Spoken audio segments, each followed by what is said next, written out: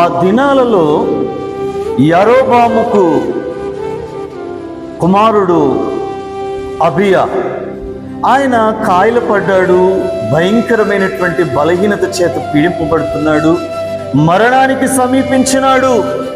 అప్పుడు యరొబాము తన భార్యను పిలుచుకొని ఈ రీతిగా అంటున్నాడు, అమ్మా, మన కుమారుడు అబియా కాయలు పడ్డాడు కదా, వాడు బ్రతుకుతాడో చచ్చిపోతాడో తెలియని పరిస్థితిలో ఉన్నాం.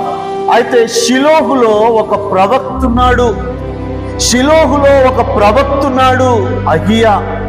ఆయన దగ్గరికి వెళ్తే ఆయన మన కుమారుడు బ్రతుకుతాడా లేదా, అసలు మన కుమారుడు కాయలు పడ్డానికి గల కారణం ఏంటో ఆ ప్రవక్త చెప్తాడు.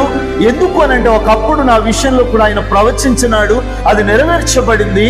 కాబట్టి నువ్వు వెళ్ళు, కానీ మారువేషములో వెళ్ళు అంటాడు. యరొబాము తన భార్యను ఎట్లా ప్రేరేపిస్తున్నాడు అనంటే, సేవకుని దగ్గరికి, ప్రవక్త దగ్గరికి మారువేషంలో వెళ్ళు.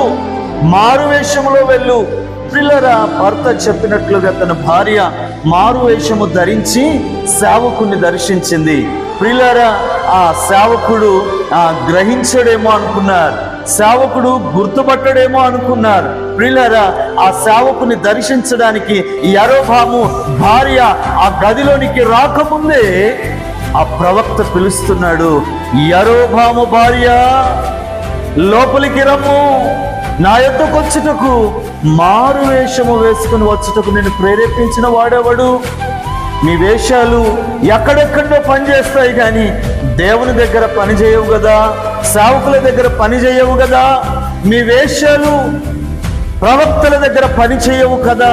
ప్రియా దేవుని బిడ్డలారా, మనుషులు పైరూపాన్ని చూస్తారు కానీ దేవుడు అంతరంగాన్ని చూసే దేవుడు. అందుకే నేను జ్ఞాపకం చేస్తాను, మన వేషాలు ఎక్కడైనా పని చేయొచ్చు, మన వేషాలు ఎవరినైనా మోసగించవచ్చు, మన వేషాలు ఎవరినైనా మభ్యపెట్టొచ్చు, కానీ దేవుణ్ణి కానీ, దేవుని సేవకుల్ని కానీ, ప్రవక్తలను కానీ, దైవ సన్నిధిని కానీ మోసపరచదు. అది గ్రహించకుండా యరొబాము తన భార్యను ప్రేరేపిస్తున్నాడు, మారు వేషములో వెళ్ళు. పిల్లరా, ఈరోజు నీవు దేవుని సన్నిధికి ఏ వేషం ధరించుకుని వస్తున్నావు? సేవకుని దగ్గరికి ఏ వేషం ధరించుకుని వస్తున్నావు? జాగ్రత్త, మన వేషాలు దేవుని దగ్గర పని చేయవు.